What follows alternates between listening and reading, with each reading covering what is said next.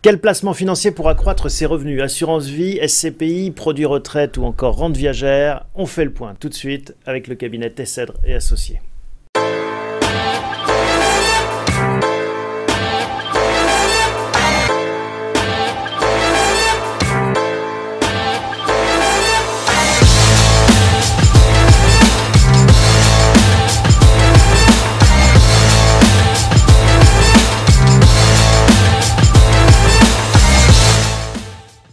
Bonjour Jean-Jacques. Bonjour Thomas. Heureux de vous retrouver sur le plateau de Décideur TV. Bonjour Stéphane. Bonjour Thomas. Heureux de faire connaissance avec l'associé de Tessèdre et Associés. Jean-Jacques, on commence par une première question. Quelles sont les motivations de ceux qui poussent la porte de votre cabinet? Alors les motivations sont multiples et variées. Ça va dépendre en fait de l'âge des gens, de leur patrimoine, de la composition de la famille, de leur fiscalité et de leurs objectifs évidemment. On va donc avoir par exemple comme objectif constituer un patrimoine, ça c'est pour les plus jeunes. Pour certains, comment le diversifier. Certains nous demandent d'analyser le patrimoine existant. Faut-il bouger certaines choses, ce qu'ils ont mis en place. Nombreux également se posent comme question comment transmettre mon patrimoine à mon conjoint, à mes enfants. Comment aussi payer moins d'impôts de temps en temps. Et on va quand même dire que une grande partie des gens ont comme préoccupation comment obtenir des revenus, qu'ils soient immédiats ou futurs, au moment de la retraite par exemple. Voilà, c'est le sujet qui va nous occuper aujourd'hui. Stéphane, quelles sont les options déjà à grands traits, si on peut brosser le tableau? Alors, pour brosser le tableau, je vais commencer par celle qui est la plus utilisée, c'est l'assurance vie. Donc on va le voir un peu plus en détail, mais qui permet de percevoir des revenus complémentaires au niveau où on le souhaite. Ensuite, il y a les SCPI, donc Sociétés civiles de placement immobilier, qui permettent également de distribuer des revenus de façon automatique chaque trimestre. Il y a également tout ce qui sont les produits retraite. Donc les produits retraite, c'est ce qu'on met en œuvre avec une phase d'épargne, de capitalisation, et qu'on perçoit au moment où on part à la retraite. Oui, on les met en œuvre pendant qu'on travaille. Voilà. Et après, il y a une phase de distribution au moment où on part à la retraite. Et puis la dernière possibilité, c'est d'opter pour une rente viagère qui est servie par un assureur et qui permet de percevoir les revenus complémentaires que l'on choisit dès le départ, en fonction de son âge et son espérance de vie. Alors, on va ouvrir le premier chapitre, celui qui concerne l'assurance vie. Est-ce que mon argent est bloqué, Jean-Jacques? Alors non, bien sûr que non. Effectivement, l'assurance vie a parfois une connotation d'un certain blocage, ou tout au moins pendant une certaine durée. Pendant de nombreuses années, les assureurs ont un peu véhiculé l'idée que l'assurance vie était bloquée pendant 8 ans. Ouais. Bon, il n'en est rien. Simplement, on a une fiscalité plus favorable après 8 ans. Ça ne veut pas dire qu'on doit bloquer l'argent avant, bien au contraire. Donc nous, on utilise l'assurance vie à tout moment. Et puisque donc elle est liquide, on va voir tout de suite que cette assurance vie peut permettre de percevoir des revenus réguliers immédiatement après le placement. Alors, sous quelle forme? Alors en fait, on va mettre en place des rachats partiels programmés. C'est-à-dire qu'on va décider de percevoir des revenus, soit tous les mois, tous les trimestres, tous les semestres, une fois par an. En principe, la périodicité est tous les mois ou tous les trimestres.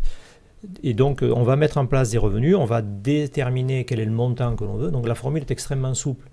On va déterminer, par exemple, que même si on a gagné 4 000 € dans l'année, on peut n'avoir besoin que de la moitié. On va donc laisser capitaliser. Dans ce cas-là, on va pouvoir donc adapter les montants en fonction de ses besoins. On fait ce qu'on veut, en voilà, réalité. C'est très, très souple, on fait ce qu'on veut, on le fait évoluer dans le temps. Et puis dans certains cas, on peut tout à fait... Il suffit de quoi? De prendre son téléphone et puis d'appeler son assureur, et voilà, et ça permet de changer les paramètres. Il faut nous appeler et venir nous voir pour signer les papiers quand même.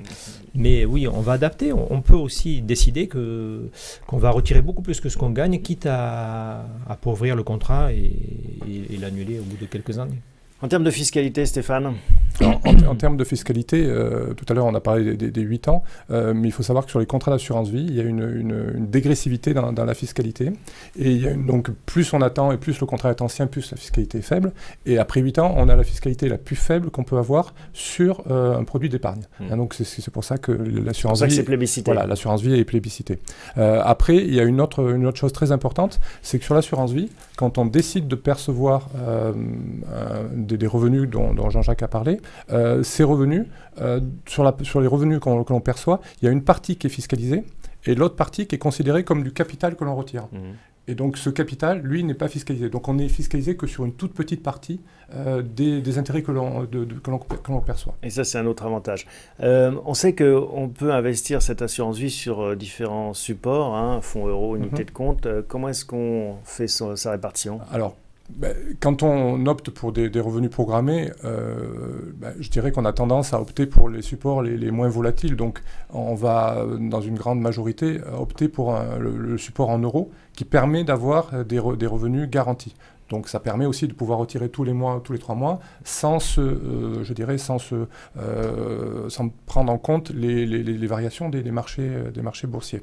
Par contre, après, on peut adjoindre à ce fonds en euros, si on veut augmenter un petit peu la rentabilité du contrat d'assurance vie, on peut adjoindre des supports à faible volatilité qui peuvent être les SCPI, on peut mettre des SCPI à l'intérieur du contrat d'assurance vie, on peut mettre également des fonds prudents qui auront une volatilité relativement faible, et on peut également mettre des supports obligataires datés qui distribuent ou qui peuvent capitaliser des revenus. Donc c'est un choix, somme toute, assez classique. Hein. On arbitre entre du risque et des revenus. Deuxième catégorie qu'on a évoquée pour améliorer ses revenus, les SCPI. Une définition peut-être de ce qu'on appelle parfois la pierre papier, Jean-Jacques? Tout à fait. Alors la pierre papier, en fait, c'est Société civile de placement immobilier. En fait, on a une société de gestion qui va acheter tout un ensemble immobilier. Et un épargnant va pouvoir acheter une petite part de cet ensemble immobilier.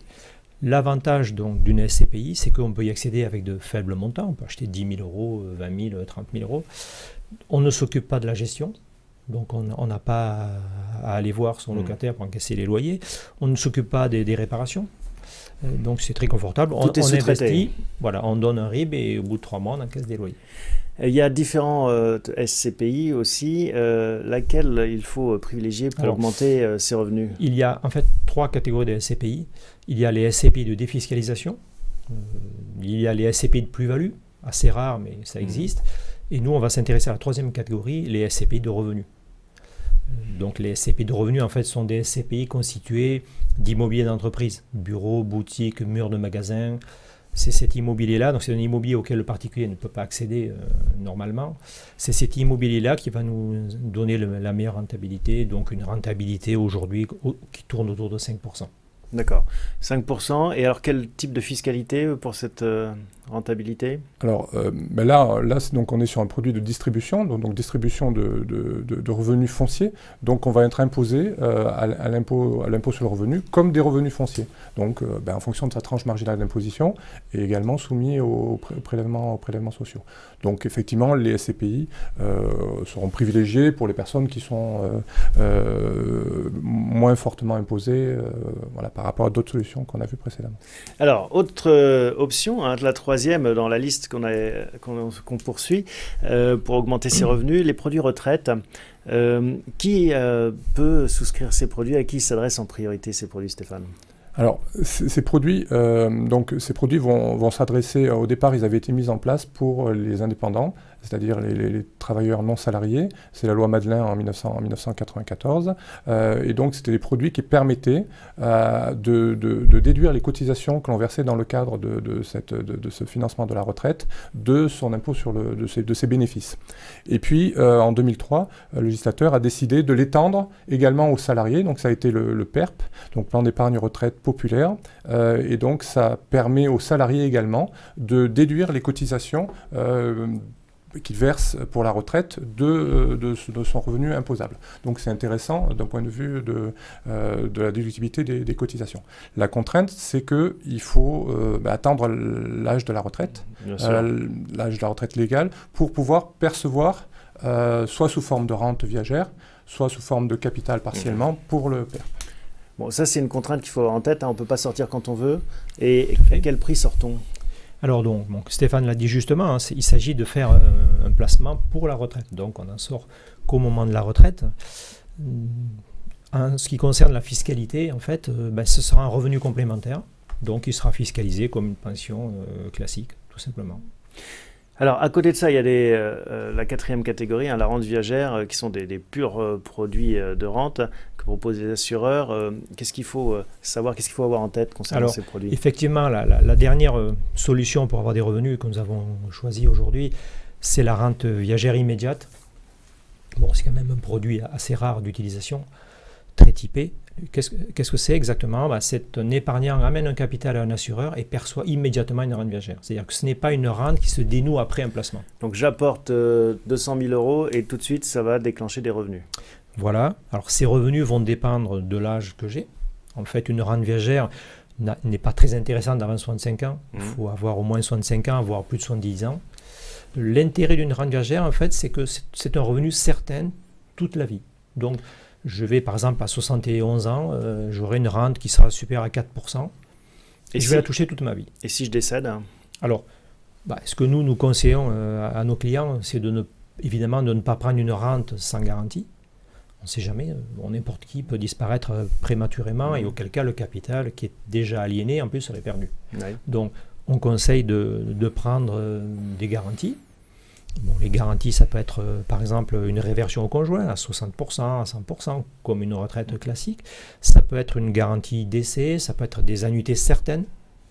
Enfin, chacun, en fonction de la famille, va choisir sa garantie, mais nous, on conseille évidemment d'adjoindre une garantie. Et pour ajouter là sur Jean-Jacques, effectivement, la rente viagère, c'est le seul produit qui permet de garantir des revenus à vie. C'est l'assureur qui va les garantir. Et on aura également une indexation de ces revenus. Donc c'est souvent une solution... Même si je vis 110 ans. Voilà, même si vous avez la chance de vivre 110 ans, il y aura l'assureur va continuer, s'est engagé à payer tant que vous êtes... Alors, et en plus, non seulement il paye, mais en plus cette rente est revalorisée. Voilà. Or, aujourd'hui, il n'y a quand même pas beaucoup de placements qui, depuis 10 ans, ont été revalorisés.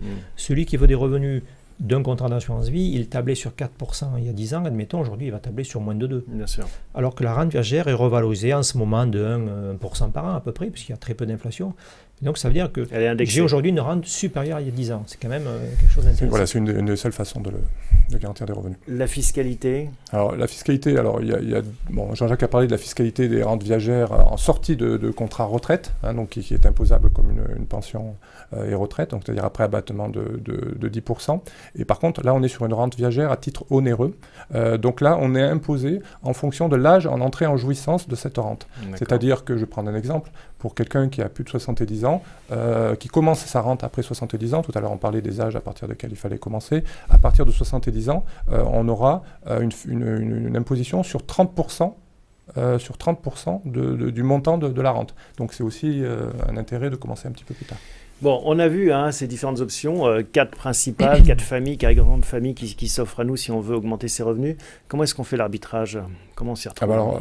Après, justement, par rapport aux différentes solutions qu'on a vues, ça va être une étude que l'on va réaliser avec notre client pour savoir quelle est la solution la plus adaptée à sa problématique. Donc, on a vu l'assurance vie, plus de souplesse, les SCPI, peut-être un peu plus de rendement, mais peut-être un petit peu plus d'imposition. Et après, les garanties retraite, ça, c'est des choses qu'on aura anticipées au moment où la personne, à une quinzaine d'années du départ à la retraite, aura choisi ce type de solution. Et puis la dernière, rente viagère immédiate, c'est pour compléter éventuellement les solutions précédentes. Donc ça sera surtout un panachage qu'il faudra faire entre les différentes solutions et en fonction de la fiscalité de notre... En fait, je dirais qu'on aura même d'autres cordes à son arc, puisque il y aura les retraites obligatoires et normales sur lesquelles on s'appuie, même si elles sont en diminution. Il y a quand même les biens immobiliers qu'on s'est constitués, donc qui donneront d'autres revenus. Il y a peut-être son outil de travail, l'entreprise que l'on vendra, les placements, les héritages que l'on aura. Enfin, c'est vraiment de nombreuses choses qui feront que l'on pourra percevoir des revenus qui seront de plus en plus indispensables au moment de la retraite. Bon. Donc, si j'ai bien compris, il faut pousser la porte de Tesseder Associés. Comment est-ce qu'on vous contacte, Jean-Jacques? Alors, c'est une bonne idée de venir nous voir. Tout simplement, je conseillerais aux gens d'aller sur notre site internet, donc tcedre-associé.com. N'hésitez pas à nous laisser une question et nous aurons beaucoup de plaisir à vous rappeler et à voir si on peut vous apporter quelque chose. Merci à tous les deux de nous avoir éclairés sur ces sujets. C'est en effet des sujets importants, comment accroître ses revenus. Ça mérite d'y investir un petit peu de temps et d'énergie. À très bientôt. À bientôt, Thomas. Merci, Thomas.